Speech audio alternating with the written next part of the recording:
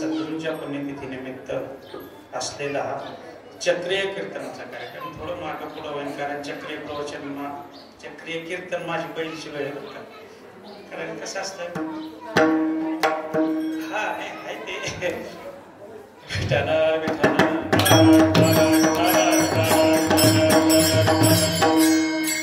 काय असतं बरं का, म्हणजे आता मी आता उभं राहून लगेच आत्रा पण नका चुकीचं आहे, पण बैठक थोडी कसं असतं 2-3 तास जग जाते ना, काय काय. पण असं आहे परत 3 दिवसानंतर परत आपण असं विठाला विठाला संजीव बाबा मी धन्यवाद देईन, आज देतो पोट भरी पुरे म्हणा किती बी घ्या, पण 3 दिवसात काही हायवे करायची. परत कसं असतं आपलं येणं होत नाही होत, कारण कसं आहे आपण तसं परमार्थ आहे ना, हा क्षणाक्षणाला त्याचं स्मरण झालं पाहिजे. आपण करतो का?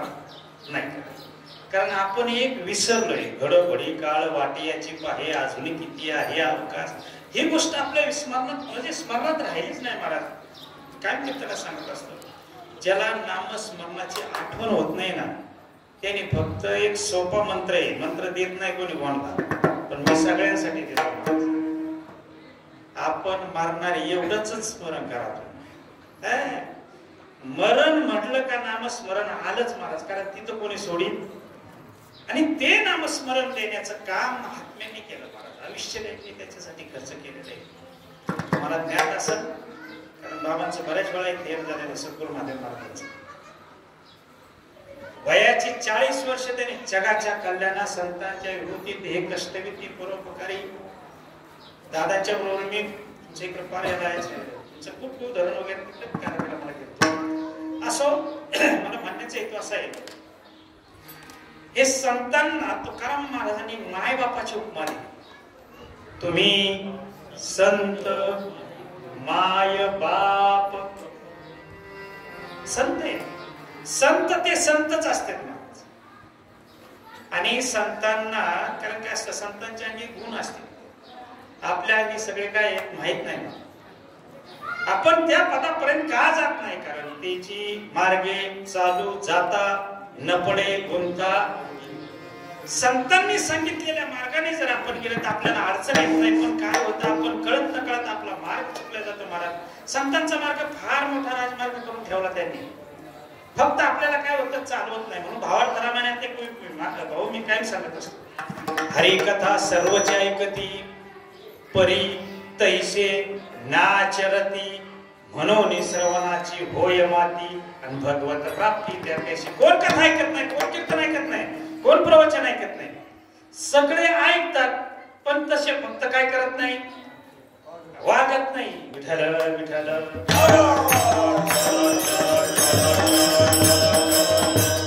हा नियम ऐकणाऱ्यासाठी असंच नाही बरं का, यांच्यासाठी सुद्धा आहे, सांगणाऱ्यासाठी सुद्धा नियम सगळ्यांसाठी असतो महाराज. म्हणून परमार्थ ज्याला करायचा आहे, नवे नवे मी काय तुम्हाला उपदेश करणार नाही, हे सगळ्यांची माफी मागतो. कारण काय असतं, वेळ कमी, आपल्याला उपदेश करण्याचा आपल्याला अधिकार का नाही. माझं पामर अशी काय थोरपण पायीची वाहन. ज्या तुकाराम महाराजांनी 4,500 बंगलेले तुम्हा जगांचं, तुम्हा आम्हा सर्व जगाचा जीवाचं कल्याण करण्यासाठी त्यांनी काय म्हणावं, मज पामर अशी. आपण किती अभंग पाठ केलेत महाराज, आपण किती अध्ययन केले, आपण किती साधना केली. तुकाराम महाराज 15 दिवस जी भामचंद्र डोंगरावर गेले, परत आलेच नाही महाराज. आपण उद्या कालेची वाट पाहतोय. आपलं अनुष्ठान किती, आपली साधना किती, हे आत्मचिंतन ज्याने त्याने केलं पाहिजे महाराज. हे दुसऱ्यासाठी परमार्थ नाही. आपली आपण करा सोडवून संसार बंधन. दुसरं तिसरं काय करायचंय आपल्याला, काही करायचं नाही. आपण हे प्रपंच रूपी ज्या राड्यात आलोय ना, झाले काय, आपण आता फार पुढच्या स्टेपला गेलो. प्रत्येकाला वाटतं की आपण काय झालं पाहिजे. मग परमार्थ कशासाठी करतोय आपण, काहीतरी हेतू असेल ना, काहीतरी ध्येय असल्याशिवाय परमार्थ करतोय का माणूस. ध्येय काहीच नाही महाराज. भगवंताचं नामचिंतन करता करता आपण भगवत स्वरूप व्हावं, याच्यापेक्षा वेगळं काहीच नाही. आणि ते जर व्हायचं असेल, तुम्ही म्हणता, तुम्ही असं कसं काय म्हणता, देव पाहावयासी गेलो,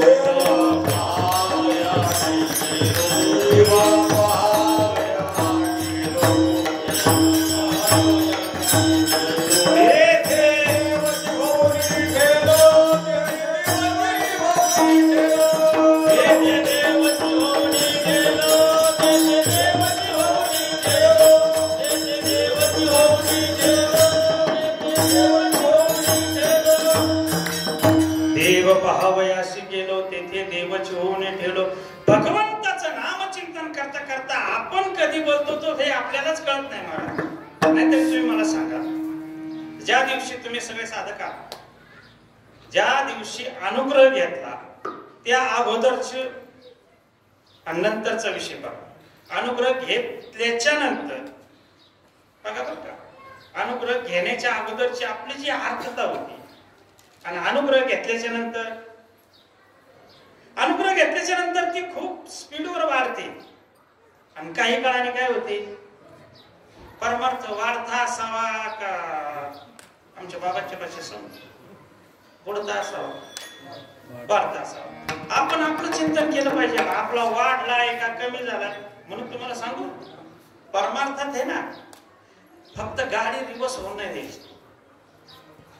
जागेवर थांबली अडचण नाही, कारण ती जागेवर थांबलेली तशीच स्पीड घेऊन पुढे चालते. पण माग जर का सरकली का तिला परत काय करावं लागतं? हा, मूळ ठिकाणी जाऊन परत त्याला काय म्हणतात तुमचं ते मोसम पकडावं लागतं. हा, त्यावेळेस ती काय करते? पास करून जाते. काही वेगळं नाही. म्हणून तुम्हाला सांगा, शिवल्याची सेवा व्यान्न तैसे श्रवण मनन केलेची करावी. काय लागत नाही महाराज. आपण फक्त मी एक छोटासा दृष्टांत देतो म्हणजे लक्षात येईल. भगवंताचं नामचिंतन किती केलं पाहिजे, नित्यनेमाने का करावं बरं? जसं रोज जेवणासाठी आपला पोटाचा उदरनिर्वाहासाठी आहार लागतो, तसं नामचिंतन का करू नये? ते लागत नाही का? त्याची गरज नाही का आपल्याला? आपला एक असा भ्रम झाला की आता पुण्यतिथी झाली परत 12 वर्ष आपलं 12 महिना आपल्याला काय राहिलं म्हणजे गरज नाही, अशातला भाग नसतो महाराज. मी आमच्या तिकडलं सांगतो, तुमचं नाही सांगतो. मला सांगा, प्रत्येकाकडे मोबाईल आहे का नाही? कळतंय ना? मोबाईल आहेत ना? तुम्ही फार सिरियस झाले, जास्त वेळ बसले म्हणून झालं काय? मोबाईल आहे, प्रत्येकाकडे मोबाईल आहे. आणि मोबाईल असताना रोज ज्या पाहुण्यांचा फोन येतो, लक्ष द्या बरं का, रोज ज्या पाहुण्यांचा फोन येतो त्यांना आपण ओळख विचारतो का? बोललेलं समजतंय का? रोज ज्या पाहुण्यांचा फोन येतोय त्यांना आपण ओळख विचारतो का? का बरं?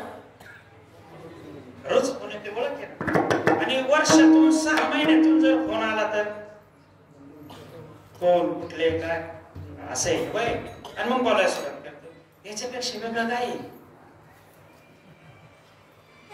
जर नित्य नेमाने तुम्ही जर भगवंताचं तासभर चिंतन करीत असाल ना, काही गरज नाही. भगवंताला देवाला माहिती हा माझाच आहे.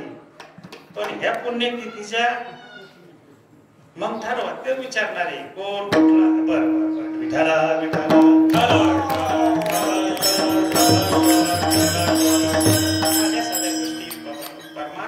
असेल ना, काही लागत नाही त्याला, पैसा लागत नाही, अडका लागत नाही, काही नाही. त्याला स्वतःच्या जीवाचं कल्याण करायचं ना, त्याच्याकडे फक्त दानच पाहिजे आणि वेळ पाहिजे. आमचे शांतानंद महाराज म्हणायचे, अरे परमार्थ हा लूज माणसांचं काम नाही. त्यांच्या भाषेत सांगायचं ठरलं तर धाडसी माणसाचं काम. मला सांगा, साधी एखादी गोष्ट आपल्याला प्राप्त करायची असेल तर धाडसीशिवाय होईल का? धाडच लागतं. आणि मग परमार्थ आता जन्म मरणाच्या पलीकडचा विषय. जन्म मरण आपल्याला थांबवायचंय महाराज. आणि जर थांबवायचं असेल कोणताचा जन्म मरणातून मुक्त व्हायचंय, मुक्त होण्यासाठी जर आपल्याला प्रपंच सोडता येणार तर जन्म मरण अवघड काहीच नाही. फक्त संतांनी सांगितल्या मार्गाने जर आपण परमार्थ केला तर अडचण येणार. आधीच मी सांगितलं. मग त्यांना साध्य होतं, आपल्याला का साध्य होत नाही? संतांना साध्य होते आणि आपल्याला साध्य होत नाही. मी चला अजून थोडं खाली येऊ का? संतांचा प्रपंच हा परमार्थ होता महाराज. संतांचा प्रपंच हा परमार्थ होता आणि आपला परमार्थ विठ्ठल विठ्ठल. याला दाखला काय? कांदा मुळा भाजी अवघी विठाबाई माझी. विचार करा ना, 12व्या शतकातली पिकं येते ना, आज मी तेच येते. मग जर कांदा मुळा भाजी मध्ये तो चौथा महाराजांना पांडुरंग दिसत होता ना, आपल्याला काय दिसतंय? आले 20 रुपये. विचार करा ना, फरक किती आहे. आपण दावाचे करतो की आम्ही भगवंताचे कोण आहेत? पाईक आहे, भक्त आहे. हा दावा करत असताना त्यांनी केलेला परमार्थ आपल्या अंगी जसाच्या तसा येतोय का? मोठे मोठे साधू संता भाऊ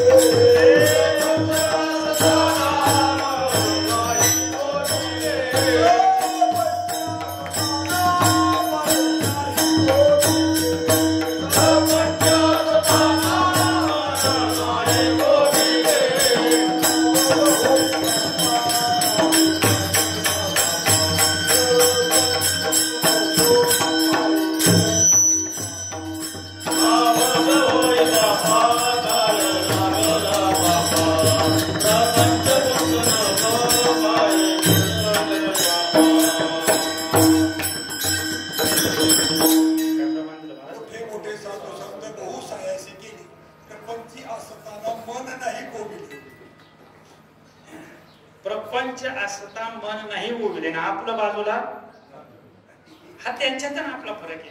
हे सांगायचं काय मला की मी अभंग घेतलाय. तुम्ही संत माय बाप संत तेची संत ज्यांचा हेत विठ्ठली नेनती काही टाना टोना नाम स्मरणा वाचली. संत त्यांनाच म्हणायचं बाबा. अंगाला धोपारा देणारे संत नसतेच बाबा. विठ्ठल विठ्ठल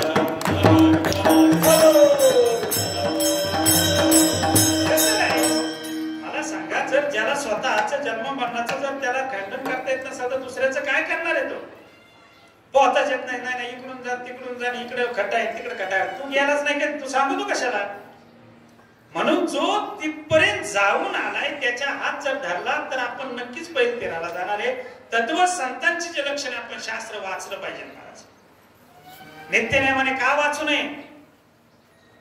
तुम्हाला सांग का, शास्त्र अध्ययने झालंच पाहिजे असं माझं प्रामाणिक मत आहे. कारण सद्गुरू महादेव महाराज आम्हाला कायम सांगायचे, बाबा रोज नित्यनेमाने 1 तास त्यासाठी घातला पाहिजे. वा बर, पुरावा काहीतरी पाहिजे ना, संतांचं प्रमाण गरजेचं आहे.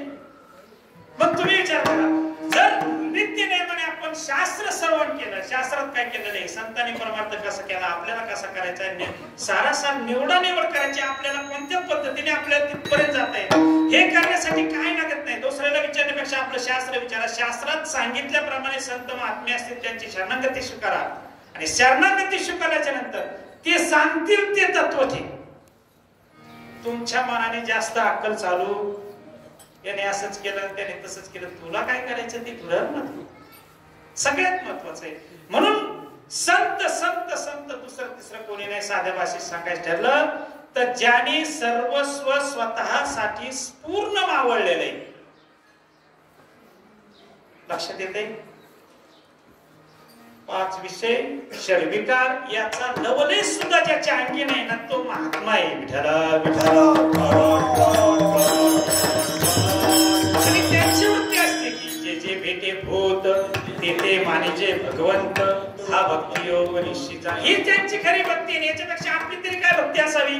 जे दिसतंय त्याला नमस्कार करावं. हे अंतःकरणातला भाव जोपर्यंत उत्पन्न होत नाही. मला तुम्ही सांगा, आपण सगळे लेकरं कोणाचे? प्रामाणिकपणे सांगा बरं, आपला मायबाप कोण आहे का नाही? आपण माझे माहेर पंढरी आहे भिवरेच्या तरी, माझी बापा आणि आई विठ्ठल. ठराविक जणांची का सगळ्यांची? सगळ्यांची जर बापा नाही, मग आपण सगळे आई, आपले आई वडील कोण आहेत? पांडुरंग कोण आहे?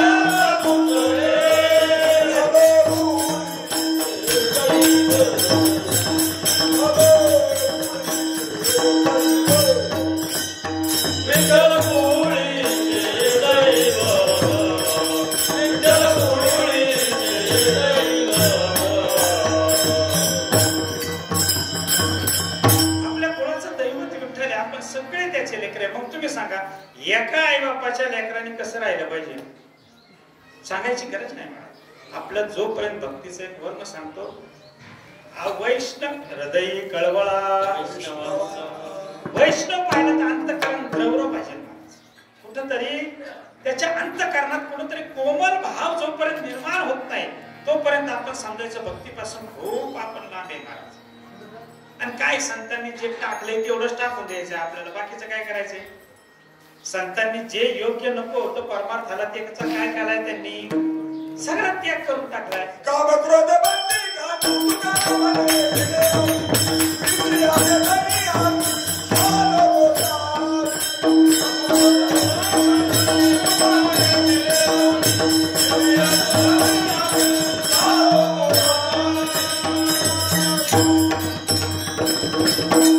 क्रोध हे जे नको आहे ना, त्या काही ठेवलं नाही संतांनी महाराज. मग विचार करा, हे त्यांनी ठेवलं नाही आणि आपण हा जो फरक आपण जाणत नाही. आणि याचा कोणती गोष्ट काय लगेच काही होत नाही. टप्प्याटप्प्याने एक दिवस आपल्याला सोडून गेले पाहिजे महाराज. मग सोडून जाण्यासाठी सगळे म्हणतात तुकाराम महाराजांनी प्रपंच सोडला. प्रपंच नाही सोडला, तुकाराम महाराजांना प्रपंच सोडून गेला. तुम्ही म्हणता असं कसं होईल? अहो खरंच सोडून गेला.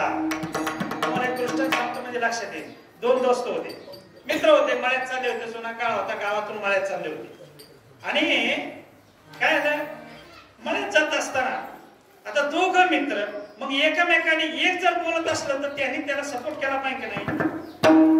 पण एक बोलतोय आणि दुसरा काहीच बोला ना. 5 मिनिटं झाले, 10 मिनिटं झाले, 15 मिनिटं झाले, अरे काय बोला ना भला द्या सोडून याला. कोणी ठरवलं?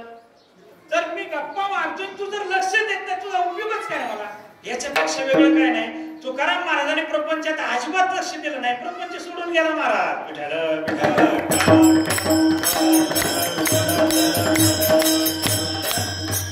आपल्या डोक्यातून जात नाही, त्यांच्या डोक्यात येत नव्हतं. नाम पाठ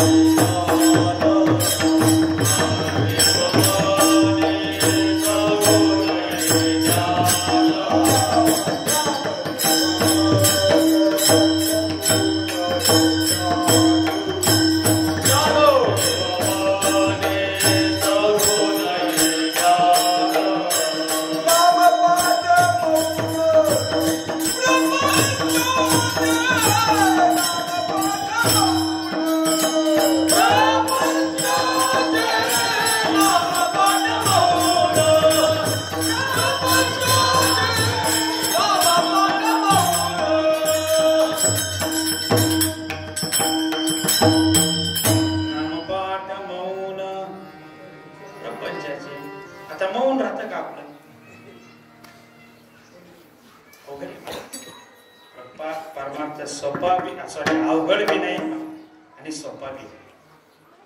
अवघड कसा नाही, एवढं सोपं नाही. आणि सोपा तो का म्हणे सोपी आहे सर्वाहुनी शहाणा. सोपं बी आहे पण अवघड बी. अवघड का? वागायला अवघड आहे, बोलायला पोटासारखं छान छान बोलायला काय लागत नाही मला. पाठ केलं तरी होतंय मला. अवघड काय त्याच्यात मला सांगा. कीर्तन पाठ केलं सांगता येत नाही का? पण वागायचं कोणी आणि वागणं म्हणून परमार्थ कसा आहे, अवघड आहे. आणि म्हणून तू करून दावी त्याचे पाय माझे जीवी. जो करून दाखवेल ना त्याला मी जीवी धरेन महाराज. म्हणून असं काय लय लोड घेऊ नका. परमार्थ लय अवघड आहे असं बी काय समजू नका. परमार्थ खूप फक्त आपल्याला वर्म कळलं पाहिजे, रीत कळाली पाहिजे.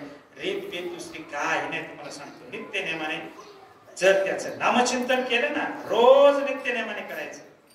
1 तास त्याच्यासाठी घालायचं. भगवंताला एक विनंती करायची की 24 तासाचा काय दिवस आहे, 23 तास प्रपंच करा. किती? 23 तास प्रपंच करा. पण 23 तास ज्याच्या सत्तेने प्रपंच करताय त्याच्यासाठी 1 तास द्या.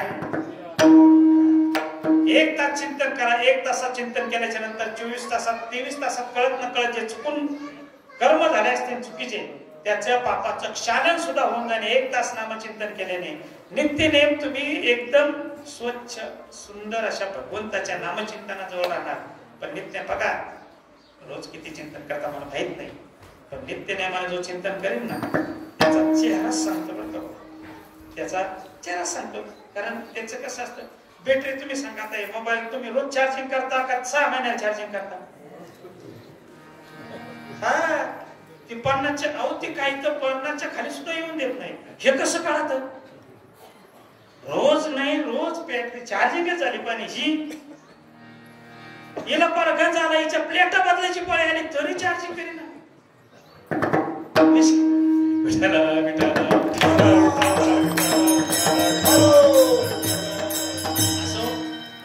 संतांनी आपल्यावर एवढे मोठे उपकार केले. मायबाप हा शब्द का वापरला तुकाराम महाराजांनी? त्याचं कारण आहे, शिष्याची प्रगती झालेली संतांनाच मान्य असते. आणि प्रपंचामध्ये जर मुलांनी प्रगती केली तर आई वडिलांना समाधान. मायबाप का दिली? त्याचं कारण असं, प्रपंच बघा, जर आई वडील एखादे असतील काय ज्याचं त्याचं प्रारब्ध असं जर प्रपंच जमला आणि मुलांनी जर व्यवस्थित प्रकारे जर प्रपंच खूप मोठा केला तर त्याचं समाधान जास्त कोणला? का भाव केला? कोणाला समाधान नसतं. त्याचं समाधान कोणला? फक्त आई वडिलांना. आई वडिलांना एक समाधान वाटतं की चला मला जे जमलं नाही ते मुलांनी केलं त्याच्याविषयी समाधान वाटतं. कळत न कळत त्याच पद्धतीने जर शिष्याची प्रगती झाली तर त्याचं समाधान शिष्या सद्गुरूंना असतं बरं का. आणि ते समाधान असतं त्याच्याही पुढं. म्हणून मायबापाची उपमा तुकाराम महाराजांनी दिली आणि त्याच्याही पुढं कृपावंत सांगितलं. संत महात्म्यांचा जर आपण स्वीकार केला, त्या पद्धतीने नामचिंतन केलं, आपण नामचिंतन केल्याच्या नंतर आपण योग्य पद्धतीने त्या ठिकाणी जाण्यासाठी संत महात्मे कृपा करतात. महाराज, कृपा ही वशिल्याने अजिबात होत नाही. कोणी डोक्यातलं फुल काढून टाका, लय पड कपडे लत्ते घातलेले, खाऊ पिऊ घातल्याने कधी कृपा होत नाही. कृपा ही सहज स्थितीत होते महाराज, सहज. आणि कृपा ही त्याच्या भावावर अवलंबून असते. त्याच्या अंतःकरणात भाव किती, तो योग्य आहे का नाही, परमार्थ करण्यासाठी योग्य अशा पद्धतीत त्याच्यावर कृपा होती. 3 प्रकारे कृपा होती महाराज. मस्तकावर हात ठेवून एक कृपा होती, नेत्र कटाक्षाने एक कृपा होती आणि आलिंगन देऊन एक कृपा होती. मग मला सांगा, 3 प्रकारे कृपा होती. 3 प्रकारे कृपा कोणाकोणावर केली त्यांनी? मस्तकावर हात ठेवून कृपा करणारे आता ज्यांची पुण्यतिथी झाली 1 तारखेला श्री संत निळोबाराय महाराज. दावा नाही केला महाराज कोणाचा. ज्या वेळेस 42 दिवसाचं अनुष्ठान केलं तुकाराम महाराज, निळोबा महाराजांनी, किती? 42 दिवसाचं. मला सांगा, आपल्याला अनुष्ठान, आपल्याला साधना करायला सांगितल्याच्या नंतर आपण किती वेळ करतो बरं? आत्मचिंतन केलं पाहिजे ना. आपण दुसऱ्याच्या पंक्तीला बसायचं म्हणल्याच्या नंतर त्यांच्या पंक्तीत काय हा बी विचार केला पाहिजे ना. कळतंय ना? त्याच प्रकारे 42 दिवसाचं अनुष्ठान केलं महाराज. 42 दिवसात अन्न पाण्याशिवाय केलं शिवाय साक्षात भगवान परमात्मा आले. कोणाला भेटायला? निळोबारायांना भेटायला. तुझं लागी येते बोलावी नाही कोणी, प्रार्थनेला वाचून. अरे तुला बोलावलंच कोणी? कोणाला म्हणले? देवाला. विचार करा, कळत न कळत त्याच ठिकाणी जर आपण असतो तर काय केलं असतं? आपण विचार सुद्धा केला नसता. पण निळोबा महाराज सांगितलं तुला बोलावलेलंच नाही. त्यांनी सांगितलं मी साक्षात भगवान परमात्मा आहे, देव आहे. पण तू देव आहे कशावरून? तू देव आहे हे सांगण्यासाठी मी संतांची शरणागती स्वीकारतोय, नवे नवे संतांचा धावा करतोय. मी तुका याचा धावा करीत असे. नवळखची देवा तुका याचा धावा करीत असे. मी तुकाराम महाराजांचा धावा करतोय. भगवंताला खूप वाईट वाटलं महाराज. भगवान परमात्म्याने तोंड फिरवला, विचार केला की आता वैकुंठात जायचं, तुकाराम महाराजांना खाली बोलवायचं आणि नंतर यांची गाठ घ्यायची. एवढा सुद्धा वेळ, याचा विरह भगवंताला सहन होईना. फक्त एकदा पाठीमागे तोंड फिरवलं, परत तोंड फिरवलं तर तुकाराम महाराज साक्षात महाराज. माझ्या विठोबाचा कैसा प्रेम आपणची देव. तोंड फिरवलं महाराज साक्षात तुकाराम महाराज.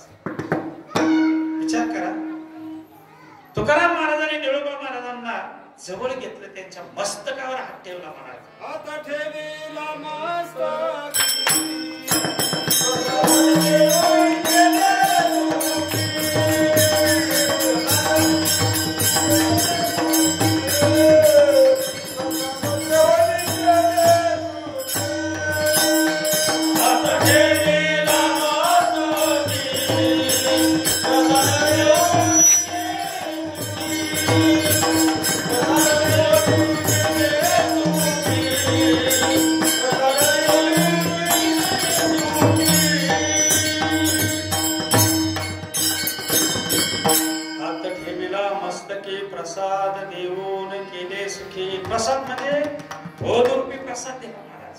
सुखी केलं की परत सुख म्हणजे सुखच. आता आपण बी प्रसाद घेतो, प्रसाद देऊन केले सुखी.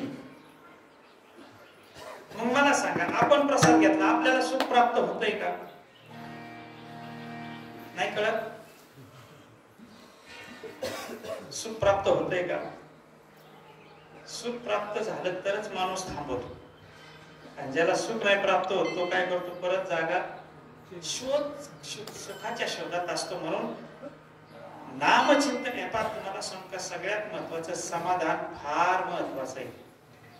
आणि ज्याचं समाधानी जीवन आहे तो सुखी आहे. ज्याला समाधानच नाही, इथं जरी कीर्तनात बसलं तरी डोक्यात त्याच्या जर काही प्रपंचाचं असलं, त्याला कशाचं समाधानी मागतील ते? एकदा तुम्हाला सांगतो, प्रपंच परमार्थात आलं का परमार्थात झालं, आणि कर्मात गेलं का कर्म त्याच पद्धतीत केलं पाहिजे की जे संतांनी योग्य पद्धतीने केलं.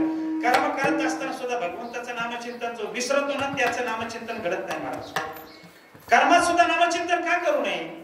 आपल्याला नको त्या गोष्टी जास्तही करायची सवय. मला सांगा, काही गोष्टी बघा प्रपंचातल्या जर आपण सांगितल्या, तुम्ही सांगा, विचार करा, एखाद्याने म्हणा नाही नाही तर मरायला सवड नाही, तुमचं नामचिंतन कधी करायचं? मरायला सवड लागायची का?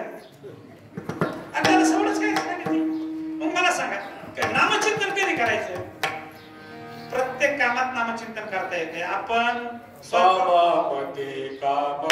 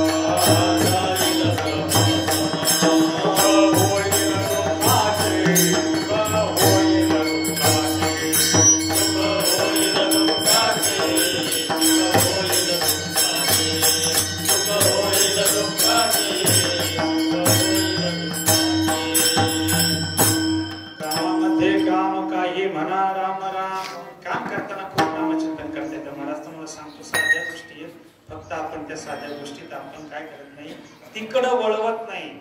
साध्या साध्या गोष्टी ज्यावेळेस लक्ष देत नाही त्यावेळेस आपण नामचिंतनापासून होतो. मला सांगा, आमच्या इकडला जर विषय बघा, आम्ही थोडं कोरडवामध्ये तुम्ही बघायचं. मला सांगा सरपंच, जेवारीचं दार धरत असताना एक कमीत कमी माझ्या हिशोबाने बरं का, एक 500 फुटाचा नाही तर समजा बऱ्याचपैकी लांब सारा असतो. एक सारा भरण्यासाठी 15-20 मिनिटं लागतात संजीव भाऊ. 12 दिल्याच्या नंतर 15 मिनिटं काय काम असतं याला? कळतंय का कामात नामचिंतन कसं करायचं? काय काम असतं बरं? ते काय करतोय काय? तुला काय देते? बियाला संपित आहे. जर त्या भगवंताचं नामचिंतन केलं तर फरक काय पडेल? काय फरक पडेल? चला, या मावल्या समजा खुरपायला जातात, आमच्याकडे आहे, तुमच्याकडे कसं काय असतं मला माहित नाही. आमच्याकडे खुरपाय गेल्याच्या नंतर कांदे खुरपीत असताना जर 5-6 मावल्या एकत्र असल्या, नामचिंतन घडण का नाही? पण नको त्याचं पान काढायचं, 5 वाजेपर्यंत तेच दूध बसायचं, कळतंय ना? आणि आपण म्हणतो काय वेळच नाही नामचिंतनाला. वेळ आपल्याकडे आहे, पण आपली देण्याची दानत नाही महाराज.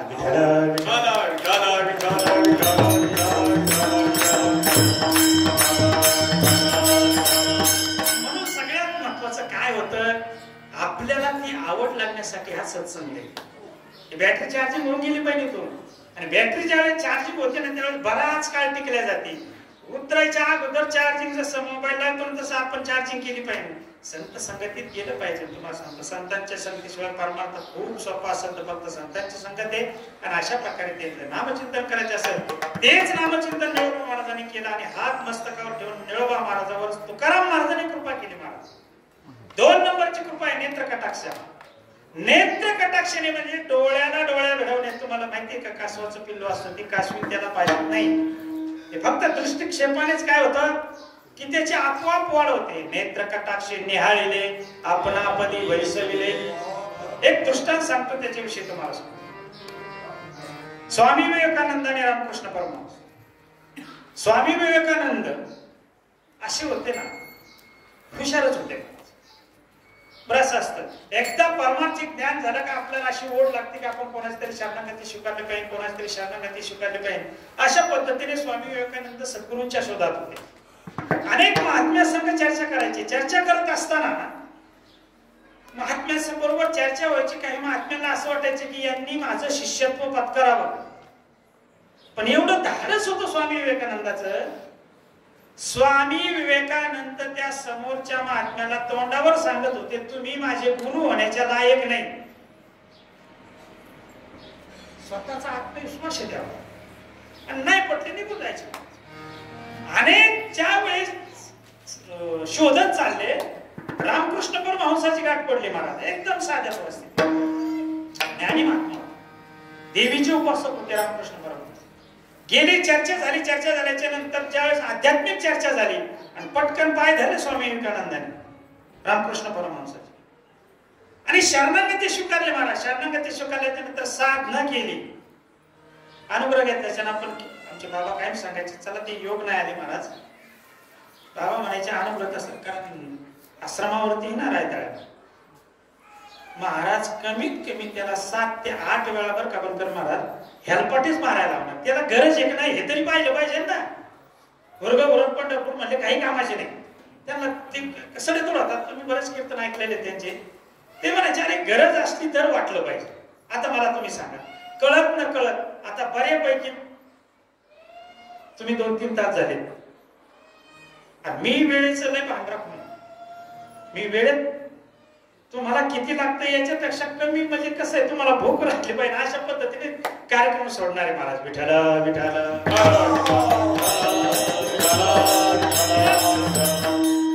ते स्वामी विवेकानंद आहे ना, कारण शरणागती स्वीकारली, साधना करायला साधना केली महाराज त्यांनी. आपण साधना करत नाही, साधना करत नाही. आपण काय करतो, आपण फक्त नको त्याच्याशी स्पर्धा करतो. मला सांगा परमार्थिक स्पर्धा कशी असावी. मला जर एक अनुभव आला तर समोरच्याने अशी स्पर्धा केली पाहिजे, मला 2 अनुभव आले पाहिजे. तिसऱ्याने अशी स्पर्धा केली की मला 4 अनुभव आले पाहिजे. का करू नये आपण. आपलं हे काय नाही, फक्त त्याला एक ह्या गोष्टी आहेत ना आपल्यासाठी. मी तुमच्यापेक्षा खूप लहान आहे महाराज, कारण मी तर जर श्रेष्ठ सगळे पाहिले ना. आता हे कसं आहे, सूर्यासमोर काजवेने चमकता कार्यक्रम लक्षात येत आहे ना. चला महाराजांनी मला सांगितलं म्हणून थोडं बोलण्याचा प्रयत्न करतोय. नाहीतर तुम्हाला सांगा, परमार्थ हा फक्त आपल्यासाठी आहे एवढं मात्र पक्क ध्यानात आला. विठाला विठाला.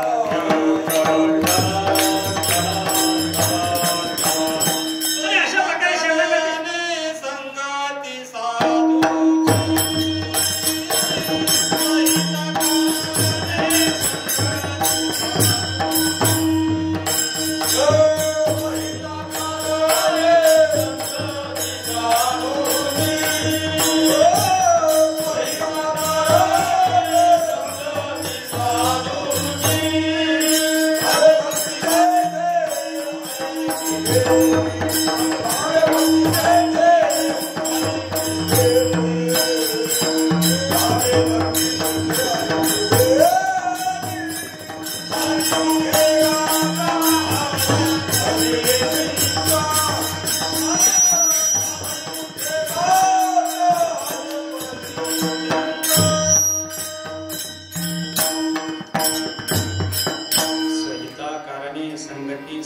स्वहित साधण्यासाठी साधूंची संगत पाहिजे. तत्वस्थिती स्वामी विवेकानंदांनी साधना केली महाराज. साधना केल्याच्या नंतर सद्गुरू प्रसन्न झाले महाराज आणि त्यांना सांगितलं.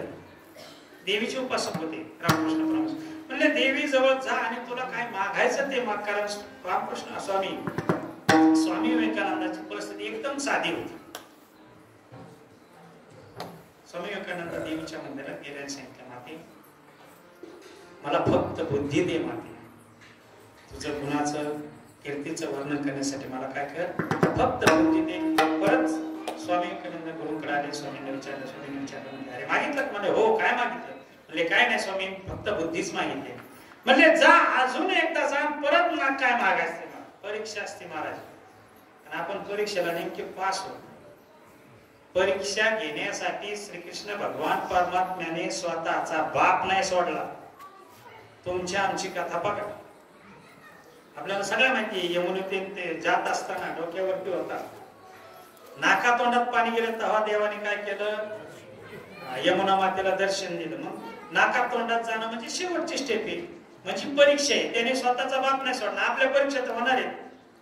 म्हणून इथं रामकृष्ण परमहंस स्वामी विवेकानंदाची परीक्षा पाहतात. हा खरंच मागतोय का?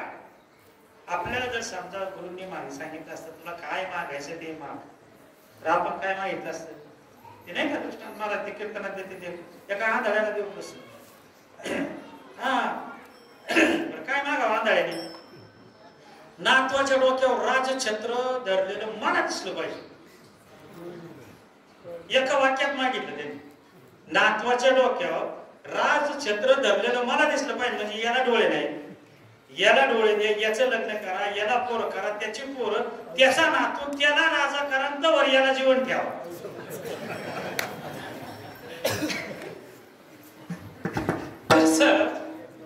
स्वामी विवेकानंदाने स्वामींना सांगितलं, म्हणजे स्वामी मी फक्त काय केलंय, बुद्धीच मागितली. स्वामी रामकृष्ण परमहंसांनी सांगितलं जा अजून एकदा माग काय मागायचे. परत गेले आणि मातेला नतमस्तक झाले आणि सांगितलं, माते मला फक्त तुझ्या गुणाचं कीर्तीचं वर्णन करण्यासाठी फक्त काय दे, बुद्धीच दे मला. दुसऱ्या वेळेस मी आले स्वामींनी विचारलं अरे मागितलं का? म्हणे हो स्वामी. काय मागितलं? म्हणे काय नाही स्वामी, मी फक्त बुद्धीच मागितली. म्हणजे अजून एकदा जा आणि मातेला तुला काय मागायचं ते माग. गेले, परत गेले आणि स्वामीकडे हात जोडले, सांगितलं माते मला तुझ्या गुणाचं कीर्तीचं वर्णन करण्यासाठी फक्त बुद्धीच दे. परत आले महाराज. आल्याच्या नंतर गुरुंनी विचारलं, म्हणजे स्वामीने विचारलं, म्हणजे मागितलं? म्हणजे हो. काय मागितलं? म्हणजे काय नाही स्वामी, फक्त मी बुद्धी मागितली. त्यावेळेस नेत्र कटाक्षीने कृपा केली. कोणावरती? स्वामी विवेकानंद महाराज जगात एक नंबरचे हुशार झालेले, एक नंबर बुद्धिमान झाले महाराज. का? हे नेत्र कटाक्षीने कृपा केली. आणि 3 नंबरची कृपा जी ती आलिंगन देऊन कृपा आहे महाराज. मज वाटे त्यासी आलिंगन द्यावे, मज वाटे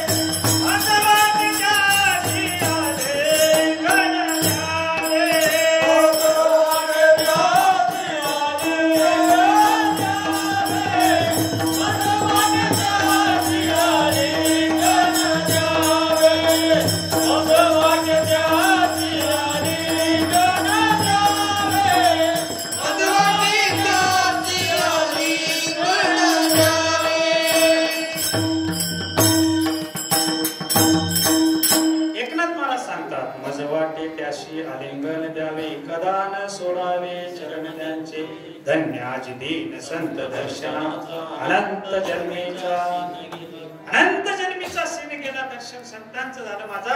आणि माझ्या वाटे त्याशी आलिंगन द्यावे, कदा न सोडावे चरण. आलिंगन संतांची या दिव्य झाली माझी. आलिंगन देवन कृपा होती. आलिंगन आलिंगने सुख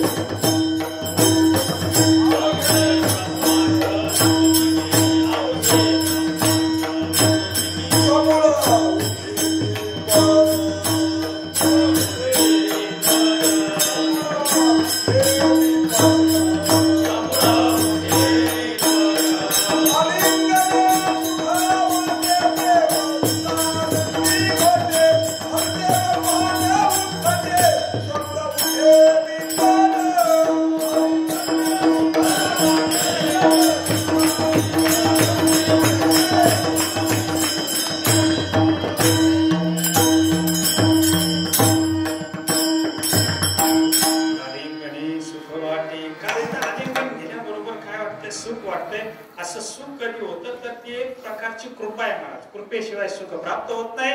मस्तकावर हात ठेवून कृपा होते, आलिंगन देऊन कृपा होते, नेत्र कटाक्षाने कृपा होते. म्हणून ही कृपा करणारे संत महात्मे असतात आणि ते मायबाप असतात, कृपाळू असतात. अभंगाचं पहिलं चरण. तुम्ही संत माय बाप कृपा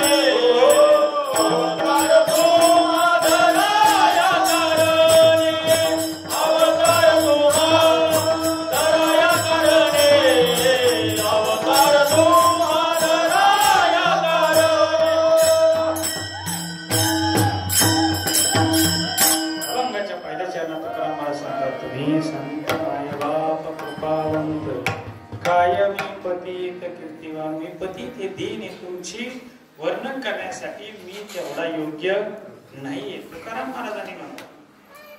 आपण कोणाचा आहे? तुकाराम महाराजांनी. संतांचं वर्णन करण्यासाठी ते म्हणते माझ्याकडे तुमच्यासाठी. तुम्ही विचार करा त्या गोष्टीचा आपण आत्मचिंतन आपण आपलं केलं पाहिजे महाराज. त्यावेळेस आपल्याला कळतं नवे नवे संत महात्मे अवतार तुम्हा दया कारण उद्धरया जन चिड जीवा. संत अवतारच एवढ्यासाठी घेतात. देवाला अवताराला आणावं लागतं. संत स्वतःहून येतात. तुमची आमची इच्छा नसली तरी यावं लागतं. मग संत अवतार एवढ्यासाठीच घेतात. कशासाठी घेतात? जड जीवांचा उद्धार करण्यासाठी. संत महात्मे जे असते ते कधी स्वतःसाठी जीवन जगतच नाही. हे जीवन सर्वस्व दुसऱ्यासाठी जगतात. तुम्ही विचार करा. योग असतील काय माहित नाही मला, पण श्रीपाद महाराज आणि बुधवारी बाबा आणि श्रीपाद बाबा यांचं दर्शन झालं माझं. कधी हे बेलुंडीला मेळावा राहायचा, मराठी शाळेत मेळावा राहायचा. आणि त्या मेळाव्यात माझ्या माहितीने हा काळ 93चा असावा असं मला वाटतं. तर त्या 93 मध्ये तिथं दर्शन झालेलं आहे. मला सांगा ना, तुम्ही एवढा प्रसार केला, स्वतःसाठी काय केले? सर्व केलं कोणासाठी? जगाच्या कल्याणासाठीच केलंय ना. जगाच्या कल्याणा संतांची होती ती एक कष्टविधी. विचार करा, आपण 4 दिवस 2 दिवस बाहेर राहिलं तर आपलं काय होतंय? विस्कळीतपणा होतोय, काय का नाही? आपण लगे म्हणतो हे पाणी आणा, बिस्लरीचं आणा, अमक करा, तमक करा. ज्यांनी आयुष्यात बाहेर संपूर्ण केलं त्यांना काय त्रास नसेल झाला काय? अहो कुठंतरी आत्मचिंतन केलं पाहिजे ना आपण या गोष्टीचं. एवढा सोपा नाही म्हणून. आणि त्यांचा हेतूच एवढा असतो, फक्त जगाचं कल्याण झालं पाहिजे. आपलं स्वतःकडे लक्ष देतच नाही. आणि जे स्वतःकडे लक्ष देते ते आत्मे नसते. विठ्ठल विठ्ठल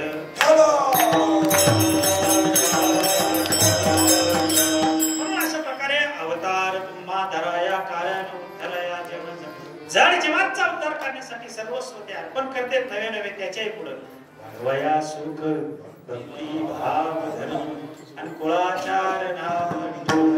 सुख वाटलं पाहिजे, समाधान वाटलं पाहिजे. सुख सुख सुख जे म्हणतो ना आपण, तुम्ही आम्ही जे आपण प्रपंचात सुख शोधतोय ना, हे नाहीच त्याच्यात भेटणारच नाही. संतांच्या जवळ सुख असतं ते देते.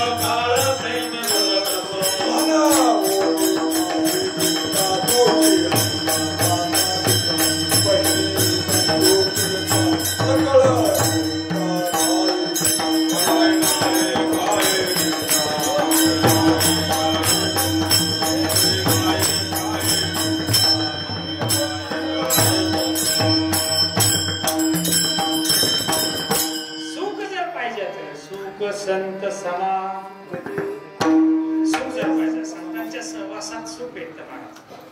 इतर तुम्ही कोणाची संगत करा, संत सोडून तुम्हाला सुख भेटणार नाहीच भेटणार. हा मग बाकीचे सगळे उपाय भेटते. पण जर सुख पाहिजे असेल तर ते संतांच्या सहवासात भेटते. अशा प्रकारे वाढवया सुख भक्ती भाव धर्म. संतांच्या सहवासात किती वाटतं मला, भक्ती वाढते, भाव वाढतोय. आणि कुळाचार नाम विठोबाचे त्या आपल्या परंपरेने आलेले ते नाम आहे, ते अंतःकरणात दृढ धरण्याचं सामर्थ्य संतांच्या सहवासात गेलं तरच होतं, एरवी होत नाही. तुम्ही लय एकट्याने करायचं म्हटलं तर होतच नाही. आणि एकट्याला परमार्थ करायचं असतं तर कशाला संजीव निवडा पुण्यतिथी सोहळा ठेवला असता. हे स्वतःच्या मनाने किंवा एकत्र आल्याच्या नंतर आपल्याला काय होतं, त्याच्यात स्फूर्ती निर्माण होते. आणि त्या स्फूर्तीने आपण काय होतो, त्या नामावरती आरोप राहतो. ज्या नामाने आपल्याला भगवंताच्या नामाची गोडी दिली ते नाम एकदा सगळ्यांनी घ्यायचं. विठोबा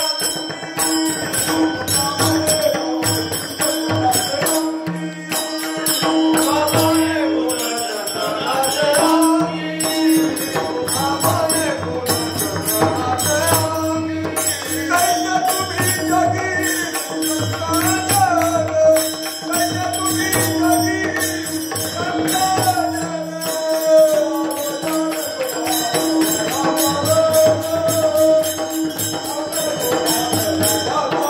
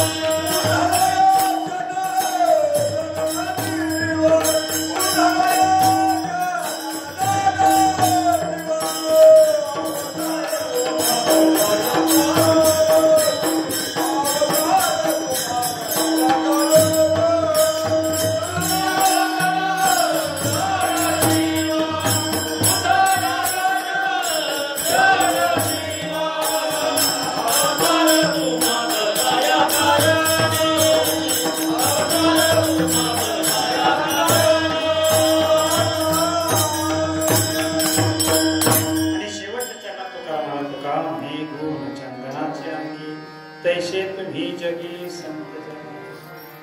जसं चंदनाच्या सहवासात गेल्याच्या नंतर बोर सुद्धा होत्यात सुवासिक. चंदनाने बोरी झाड माहिती ना, सगळ्यांना माहिती. त्याला काटे असे असतात, मला एक असतो. कळत न कळत तसे विचाराचे जरी असले ना, कळतंय ना, संतांच्या सहवासात गेले का सरळ होते. त्याच्यामुळं संतांची ताकद आहे तशी, संतांचा सहवास आहे. त्याच प्रकारे तुका म्हणे गुण चंदनाचे अंगी तैसे तुम्ही जगी संत जन. चंदनाच्या सहवासात गेल्याच्या नंतर जशी शीतलता प्राप्त होते, शांतता प्राप्त होते, शांत होतं माणूस चंदनाच्या सहवासात गेल्याच्या नंतर जे वृक्ष शांत होतो, तसं संतांच्या सहवासात गेल्याच्या नंतर कितीही धावपळीचा असू द्या तरी काय होतो, तो शांतच होतो महाराज. म्हणून तर आपल्याला काय करायचंय, संतांच्या सहवासात यायचंय. ज्ञानेश्वर